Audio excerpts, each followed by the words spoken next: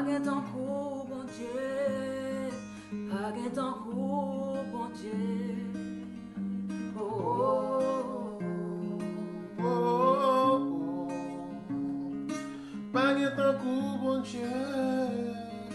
Pague ton coup, bon Dieu. l'homme pas qu'à kembe. Oui, ou ressuscité. Chita na majesté. Oui, ou ressuscité.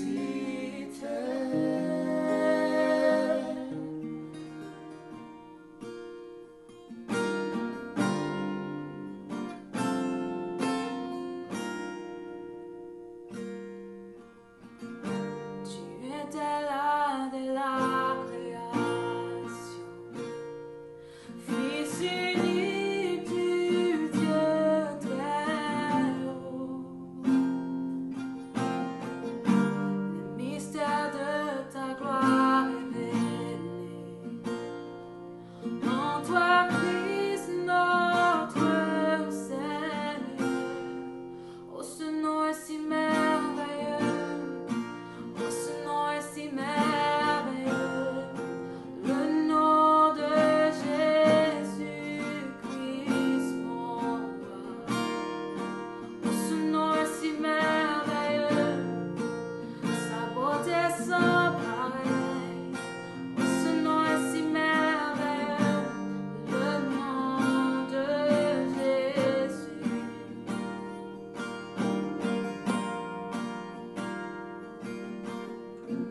Tu n'as pas voulu laisser Dieu sans nous. Alors Jésus, tu es venu. Ton amour a vaincu mon péché. Rien ne peut nous séparer. Ce nom est si glorieux. Ce nom est si glorieux, le nom de Jésus-Christ, mon roi. Ce nom est si glorieux, sa beauté sans pareil. Ce nom est si glorieux, le nom de Jésus. La terre a tremblé, le voile s'est déchiré, les amants, la mort et le péché. Les cieux chantent ta gloire, écho de ta victoire, car tu es le roi ressuscité. Tu es sans rival, tu es sans égal. Dieu, tu triomphes à tout jamais. À toi soit le règne, à toi soit la gloire, car tu es le roi ressuscité. Tu es le roi ressuscité, car ton nom surpasse tout autre nom. Oh, ce nom est si merveilleux. Oh, ce nom est si merveilleux, le nom de Jésus-Christ, mon roi. Oh, ce nom est si merveilleux, sa beauté sans pareil. Ce nom est si merveilleux, le nom de Jésus. Oh, ce nom est si glorieux, le nom de Jésus. Oh, ce nom est si merveilleux, le nom de Jésus. Pour le message de la parole de Dieu, moi content avec vous et moi content que vous ayez Bible et quel que soit côté, vous écoutez le message ça, que vous ou la caillou, dans quel que soit, dans quelque lieu que ce soit, et prends Bible et ouvrir avec moi dans 1 Corinthiens chapitre 15. 1 Corinthiens chapitre 15. M'appeler pour même verset premier. À partir du verset premier, m'a privé dans verset 19. Il dit parole ça yo. Je vous rappelle, frères, l'évangile que je vous ai annoncé, que vous avez reçu, dans lequel vous avez persévéré, par lequel vous êtes sauvés, si vous le retenez dans les termes où je vous l'ai annoncé. Autrement, vous auriez cru en vain. Je vous ai enseigné avant tout, comme je l'avais aussi reçu, que Christ est mort pour nos péchés, selon les Écritures. Il a été enseveli et il est ressuscité le troisième jour, selon les Écritures. Et il est apparu à Céphas, puis aux 12. Ensuite, il est apparu à plus de 500 frères à la fois, dont la plupart sont encore vivants et dont quelques-uns sont morts. Ensuite, il est apparu à Jacques, puis à tous les apôtres. Après eux tous, il m'est aussi apparu à moi comme à l'avorton, car je suis le moindre des apôtres. Je ne suis pas digne d'être appelé apôtre parce que j'ai persécuté l'Église de Dieu. Par la grâce de Dieu, je suis ce que je suis, et sa grâce envers moi n'a pas été vaine. Loin de là, j'ai travaillé plus que tous. Non, pas moi toutefois, mais la grâce de Dieu qui est avec moi. Ainsi donc, que ce soit moi, que ce soit eux, voilà ce que nous prêchons. Et c'est ce que vous avez cru. Nous sommes au verset 12e, 1 Corinthiens 15. Or, si l'on prêche que Christ est ressuscité des morts, pourquoi quelques-uns parmi vous disent-ils qu'il n'y a point de résurrection des morts? S'il n'y a point de résurrection des morts, Christ non plus n'est pas ressuscité. Et si Christ n'est pas ressuscité, notre prédication est donc vaine, et votre foi aussi est vaine. Il se trouve même que nous sommes de faux témoins à l'égard de Dieu, puisque nous avons témoigné contre Dieu qu'il a ressuscité Christ, tandis qu'il ne l'aurait pas ressuscité si les morts ne ressuscitent point. Car si les morts ne ressuscitent point, Christ n'est plus, alors disons Christ non plus n'est pas ressuscité. Et si Christ n'est pas ressuscité, votre foi est vaine. Vous êtes encore dans vos péchés. Et par conséquent, aussi, ceux qui sont morts en Christ sont perdus. Verset 19, 1 Corinthiens 15. Si c'est dans cette vie seulement que nous espérons en Christ, nous sommes les plus malheureux de tous les hommes. Mais maintenant, Christ est ressuscité des morts. Il est les prémices de ceux qui sont morts. Prions le Seigneur. Ô Christ ressuscité, ô Dieu, toi qui as envoyé ton Fils mourir à la croix, nous bénissons pour le don de Jésus, pour le don de la vie éternelle, pour le sacrifice de la croix, pour la résurrection de Jésus qui nous garantit une rédemption éternelle. Bénis message ça, qui pourra le joindre en pile au monde.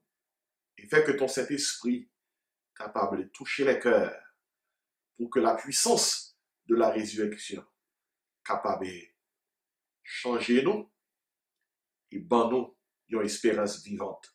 Dans le nom de Jésus, nous prions. Amen. Moi, je parler concernant une grande doctrine. C'est un enseignement que tout le monde doit recevoir. On a parlé de doctrine. Non seulement de doctrine, mais d'enseignement. C'est ça, moi, je dis enseignement. Il y a un pile enseignement dans la Bible. Il y a enseignement concernant le salut, enseignement concernant le Saint-Esprit, enseignement concernant Jésus, enseignement concernant le péché, enseignement concernant l'homme, enseignement concernant ce qui va arriver dans les derniers temps. Tout ça, il y aurait les doctrines. La résurrection de Jésus qui sont doctrines, c'est un enseignement. Et c'est mon message ce matin, la doctrine de la résurrection. Et mot résurrection, ressuscité, le mot grec anastasis, il veut dire retourner à la vie. To stand again. C'est ça, moi, je veux dire. Je suis tombé, je retourné camper. Le plus grand ennemi de l'homme, c'est la mort. Et cela date depuis la chute de l'homme. Lorsque mon Dieu dit l'homme, tu es poussière, tu retourneras dans la poussière. La mort, c'est le plus grand ennemi de l'homme. Dans le moment que Messaïs a prêché, le plus grand ennemi de l'homme campé sous terre, à travers la pandémie du coronavirus, de COVID-19. Le plus grand ennemi de l'homme, il apparaît un gens que pas habitué à paraître. Dans la guerre, il apparaît. Dans la pandémie, il apparaît. Il est toujours là. Chaque jour là. Dans la catastrophe naturelle, il paraît. Il montre tête. Puis plus que auparavant. C'est le plus grand ennemi de l'homme. Qui ramène dans la parole ça. Bon, Dieu t'a dit, premier par année, après le péché dans le jardin d'Éden, tu es poussière, tu retourneras à la poussière. Toute l'histoire de l'humanité se résume en un seul verbe, mourir. La Genèse, le premier livre de la Bible, commence avec la vie et conclut par ces mots, se référant à Joseph. On le mit dans un cercueil. La Bible, la Genèse commençait avec la vie, elle terminait avec la mort. Jésus-Christ lui-même, le Fils de Dieu, il est venu renverser l'ordre des choses. Jésus-Christ est mort pour tuer la mort. Il est mort pour tuer la mort. La Bible nous dit, afin que par la mort, il anéantit celui qui a la puissance de la mort. Par sa résurrection, le prince de la vie a vaincu la mort. Et tous ceux qui sont associés à Jésus participent à cette victoire. Dans 1 Corinthiens 15, verset 54, il est dit, la mort a été engloutie dans la victoire. Ça, c'est provisionnellement. Ce n'est pas encore fait, mais c'est provisionnel. La mort a été engloutie dans la victoire. Et si tout cela deviendra une réalité, un jour, pour tous les croyants, Jésus-Christ a mis en réalité. Maintenant, toute la chrétienté campait sur la mort et la résurrection de Jésus-Christ. C'est différent ça qui vient entre la chrétienté et toutes les autres religions de ce monde. Christ est mort, il est ressuscité. Christ est mort. C'est un bagage qui arrivait. Il était prophétisé que l'État privé. Christ est mort. Non seulement le prophétique, l'historique. Christ est mort. Non seulement le prophétique, l'historique, mais le pratique. Il mourit et le ressuscité dans la vie. Il mourit, il y a une prophétie qui dit que l'a mourir. Dans l'histoire, il relate que le était mort. Mais Christ est ressuscité. Ce n'est pas seulement dans l'histoire que le ressuscité. Dans la vie, tout le monde qui croit dans lui, il est ressuscité tout. L'apôtre Paul dit dans Galates 2, verset 20, j'ai été crucifié avec Christ. Crucifié. Il dit, si je vis, ce n'est plus moi qui vis, c'est Christ qui vit en moi. Ainsi, la résurrection de Jésus-Christ, dans 1 Corinthiens chapitre 15, nous jouons enseignement ça, doctrine ça, enseignement ça sur lequel toute la foi chrétienne repose. J'attire votre attention premièrement sur le fait de la résurrection. Le fait de la résurrection. Il est dit du verset 3 au verset 5, Christ est mort, Christ est enseveli, Christ est ressuscité, et puis Christ est apparu. Ça, c'est le fait de la résurrection. Christ est mort, ça, c'est la mise à mort. Christ est enseveli, c'est la mise en terre. Christ est ressuscité, c'est la mise en vie. Anastasis. Christ est apparu, ça, c'est la mise à vue. On l'a vu. Tout le monde well. Christ ressuscité, c'est un fait. Tout le monde well. Nous sommes l'île là. Nous sommes l'île. Disciples well. Et il a relaté ici, il est apparu à 500 frères. Et non, au moment que Paul t'a écrit, et puis le Corinthien, Paul dit, la plupart de ses frères, un pile dans eux encore vivants. Ça, c'est le fait de la résurrection. Et j'attire votre attention sur la force de la résurrection. la force de la résurrection. C'est ça qui implique. Quelle importance résurrection Christ gagne. Maintenant, dans le passage que nous avons là, nous jouons que la résurrection de Jésus-Christ justifie notre prédication. Si Christ n'a pas ressuscité, même prêcher qu'on a prêché dans la sens, prédication nous tape vaine. La résurrection de Jésus-Christ justifie notre foi. La foi, nous pas croyons dans le monde qui est mort, nous croyons dans le monde qui est vivant. La résurrection de Jésus-Christ justifie notre pardon. Si Christ n'a pas ressuscité, qui garantit que nous avons gagné, que vraiment péché nous est pardonné. La résurrection de Jésus-Christ justifie notre espérance.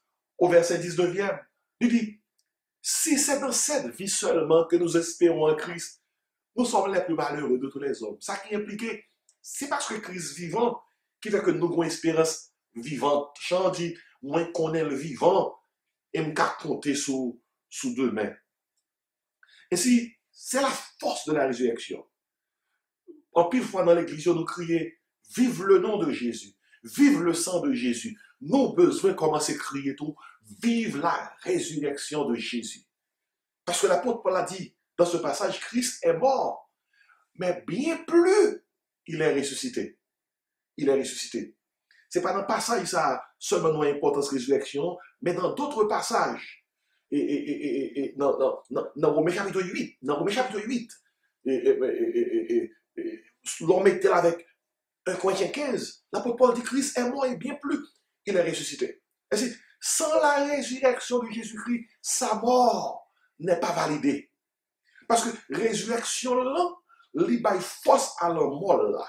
Et c'est un reçu qui dit que ça, sang qui coulait, sacrifice qui fait là, bon Dieu, accepter le bon Dieu recevoir.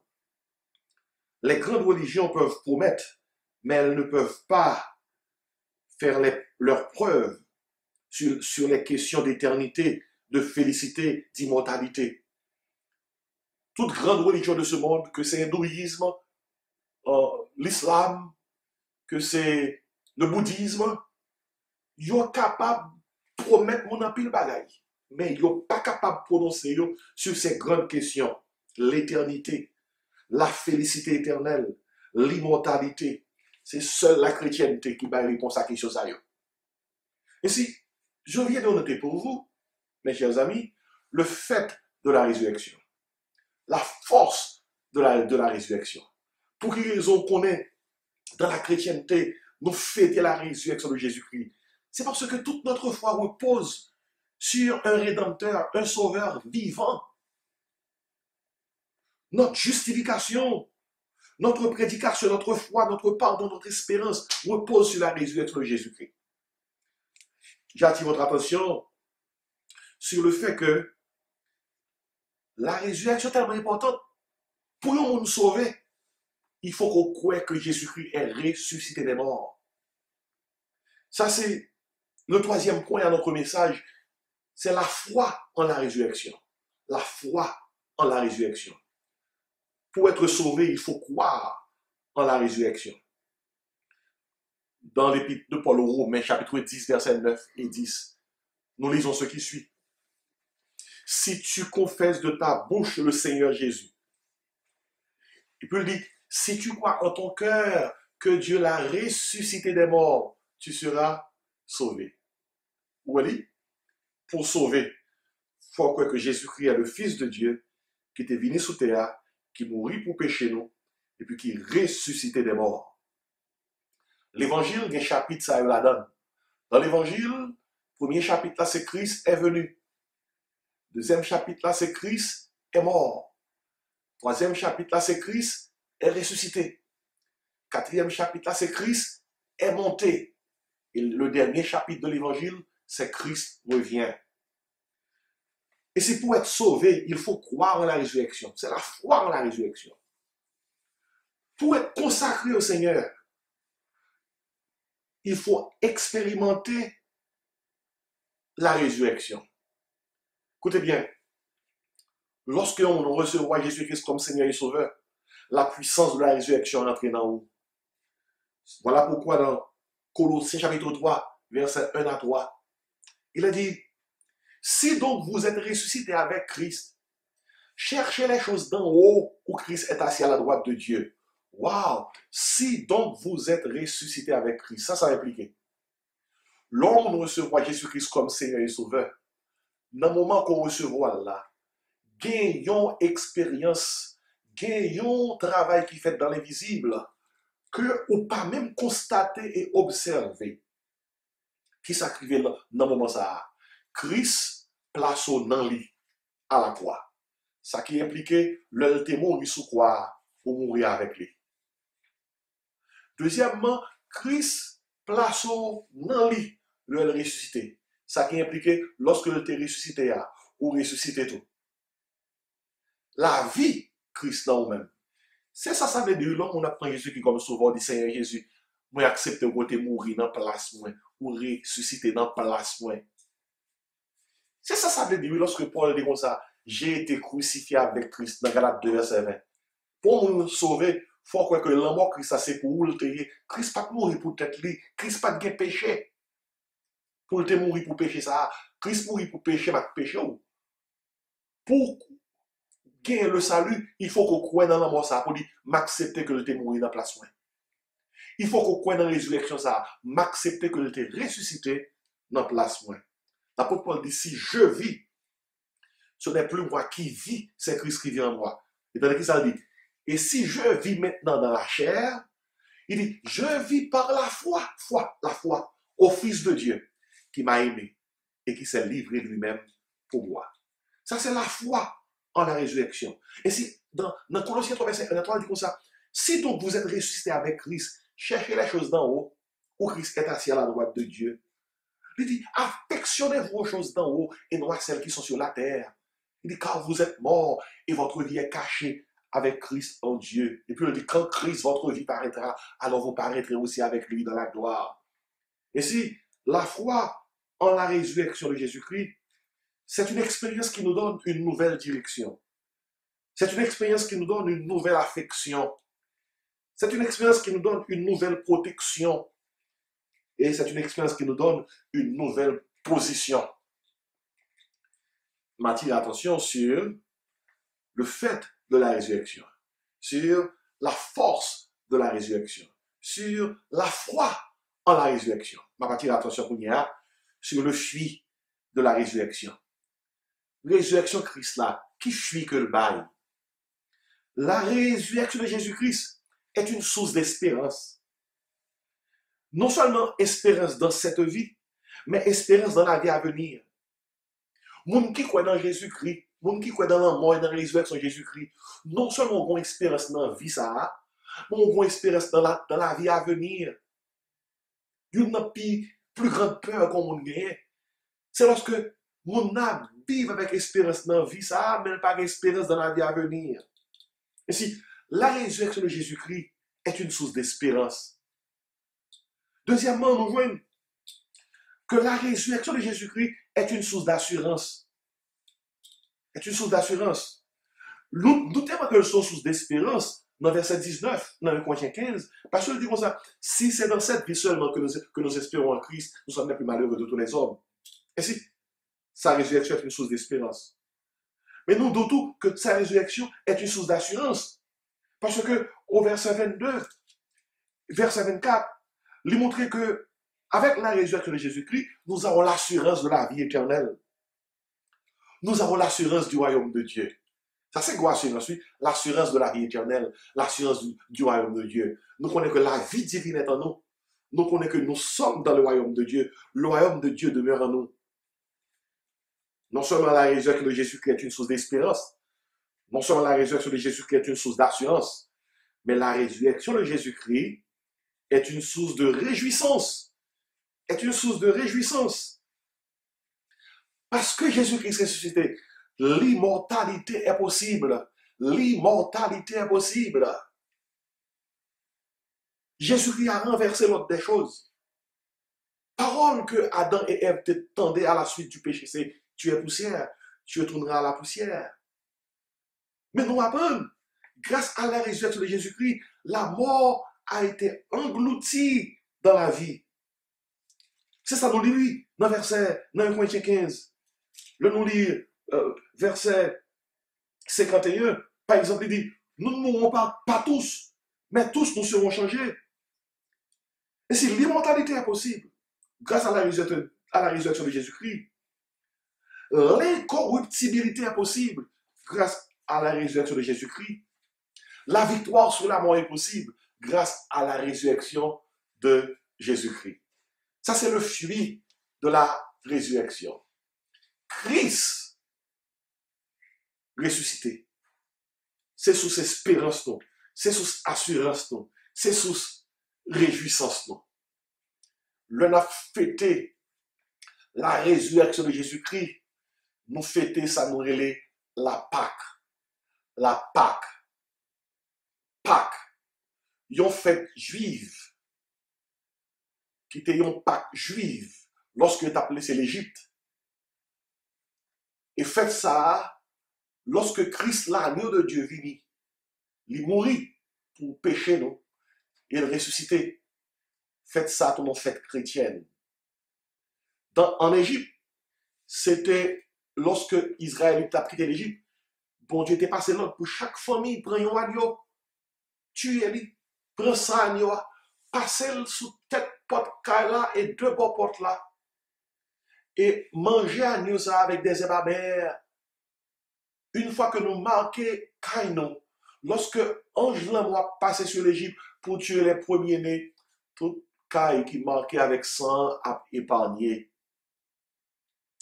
Agneau ça en Égypte, qui était immolé pour chaque famille, hein, c'était une figure de Jésus-Christ, l'agneau de Dieu, qui était monté à la croix pour mourir pour le péché de l'humanité. Lorsque Jean-Baptiste voit Jésus-Christ dans Jean 1, verset 29, Jean-Baptiste dit, voici l'agneau de Dieu qui ôte, qui enlève les péchés du monde. Et c'est l'agneau ça qui est monté à la croix, qui verse ses sang pour le péché de l'humanité. Et pour un monde sauvé, il faut croire dans ce sens-là. L'apôtre Pierre écrit, ce n'est pas par de l'argent ou par de l'or que nous avons été rachetés dans notre vaine manière de vivre, mais c'est par le sang précieux de Jésus-Christ. Et l'homme caché en bassin agneau ça, en bassin de Jésus-Christ, ou protégé, ou sauvé, ou désormais appartenir au Seigneur. L'homme caché en bassin agneau ça, et ou pas gagner l'amour éternel qui a passé sous encore. Parce que Christ devenir la vie dans nous-mêmes.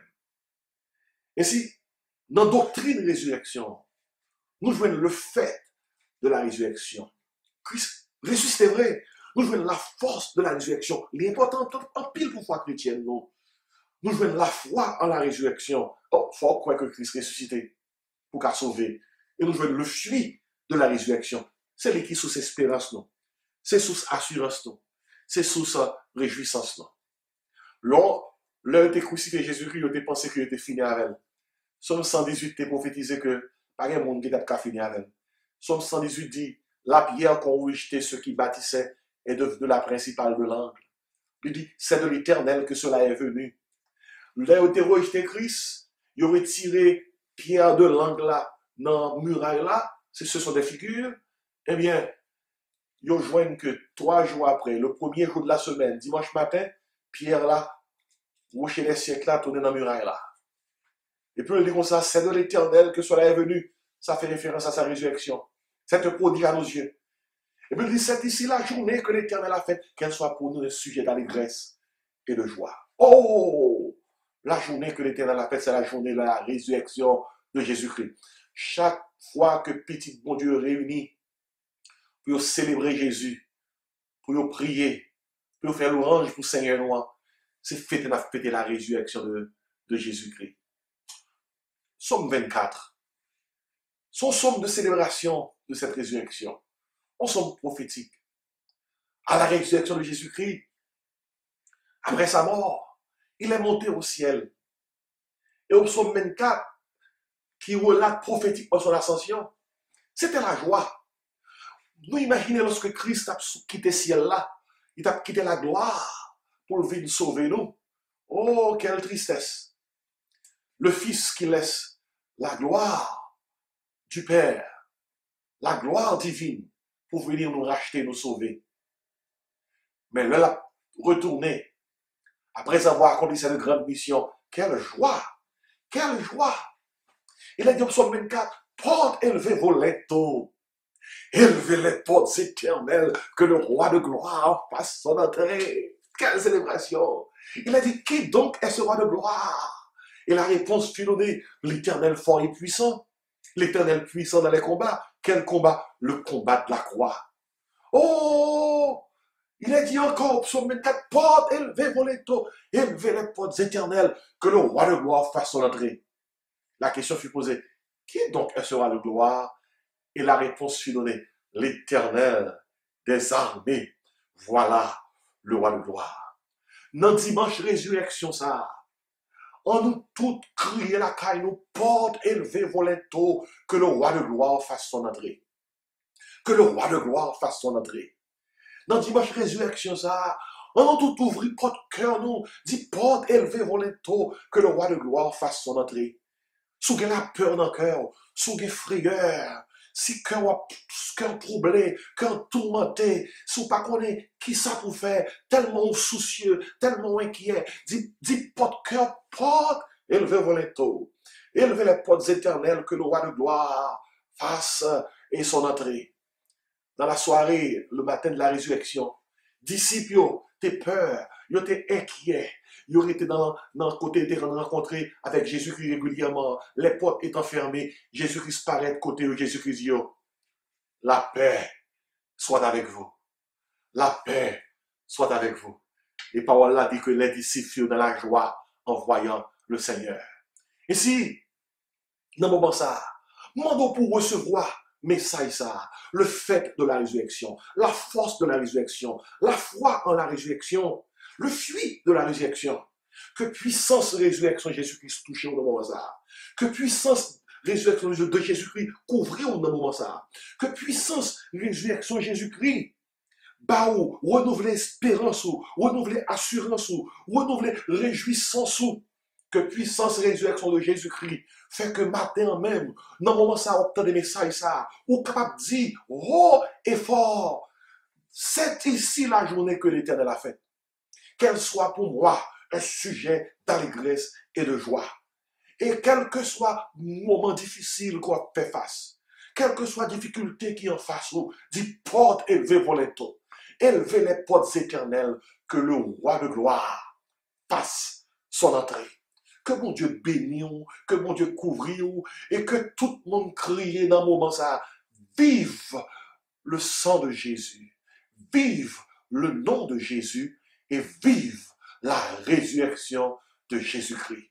Que la grâce et la paix du Seigneur soient avec vous.